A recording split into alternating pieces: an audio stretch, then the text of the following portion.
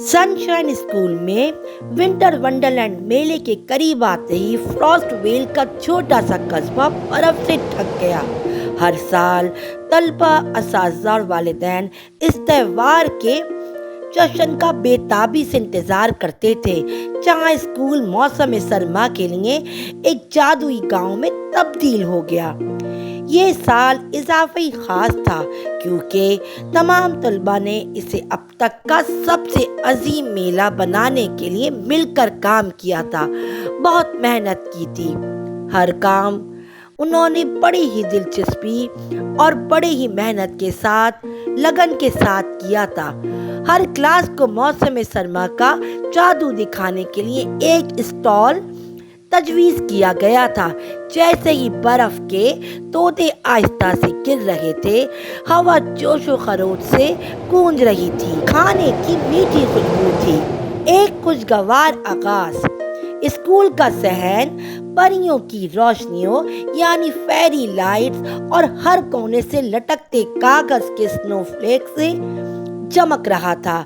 पसे मंजर में हल्की मौसीकी बज रही थी और हंसी गूंज रही थी जब बच्चों ने एक तरफ स्नोमैन बनाए थे, यानी बर्फ का आदमी।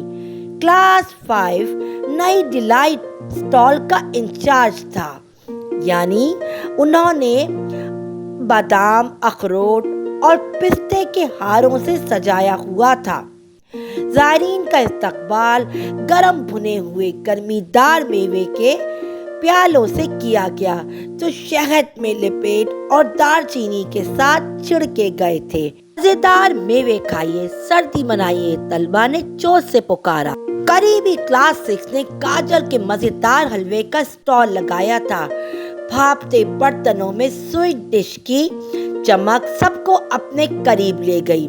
दूध, चीनी और घी में पकी हुई गाजरों की भरपूर खुशबू, जिसमें सबसे ऊपर गर्मीदार मेवे थे, नाकाबिले तलाफी थी। वालिदैन और असातिज़ा सर्दियों के मजे चखने के लिए कतार में खड़े थे।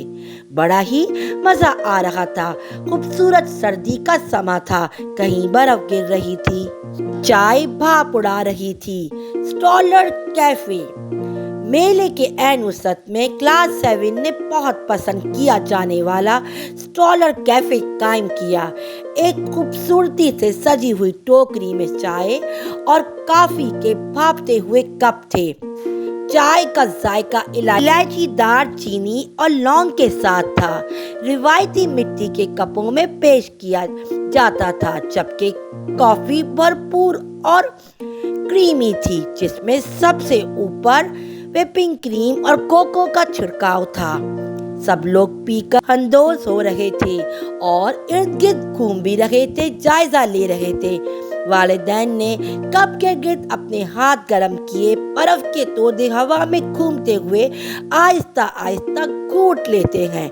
ये सर्दियों का बेहतरीन इलाज है, एक उस्ताद ने मुस्कुराते हुए कहा। दिलकशी में इजाफा करने के लिए कैफे ने क्रिस्पी बिस्किट और मुनफरिद मजेदार खाने पीने की चीजें पेश की। सब लोग बहुत लुत्फ अंदोज हो रहे थे और मजा कर रहे थे। चाय पीने के साथ साथ बिस्किट, केक, हलवा और मुख्तलिफ किस्म के नट्स, सब लोगों को बहुत मजा आ रहा था। मौसम सरमा की तफरीह। मेले के बीच में इग्लू फोटो बूथ खड़ा था, जिसके इर्द गिर्द जाली बर्फ में आहिस्ता से गिर रही थी। मुख्तलिफ पेरेंट्स देखकर बहुत खुश हो रहे थे। खानदानों ने इग्लू के अंदर पोज किया जब हवा में हंसी छाई हुई थी। खाने और तफरीह के दरमियान स्कूल ने मौसम सरमा की थीम वाले गेम्स का एहतमाम भी किया था। एक स्नोबॉल टॉस भी था, जहां तुलबा ने इनामात जीतने के लिए अहदाफ पर नरम बर्फ के गोले लगाए थे, ताकि एक दूसरे को गोले मार के खेल सकें और जो गिर जाए वो आउट हो जाए। بہت مزہ آ رہا تھا سب کو۔ چھوٹے بچے چمکتے سفید اور چاندی ملبوسات میں ملبوس دی ونٹر کوئز ٹیل کے نام سے ایک مختصر ڈرامہ پیش کیا۔ سامعین نے تالیاں بجائیں اور خوشی کا اظہار کیا۔ جب طلباء نے موسم کی خوشی کو پھیلاتے ہوئے رقص کیا اور گایا تو سب لوگ بہت خوش ہوئے۔ Grand final. جیسے ہی دن شام میں تبدیل ہوا، میلے کی خاص بات شروع ہوئی۔ سرمائی دعوت پریڈ۔ طلباء اور اساتذہ بھاپ بھرے پکوانوں کی ٹرے لے کر گھوم رہے تھے۔ گرم گرم سوپ، کباب، کرسپی پکوڑے سب کو پیش کر رہے تھے۔ یہاں تک کہ کشمیری چائے کا ایک بہت بڑا برتن تھا۔ اس کی گلابی رنگت اور الائچی کی خوشبو سب کے ہاتھ اور دل کو گرما رہی تھی۔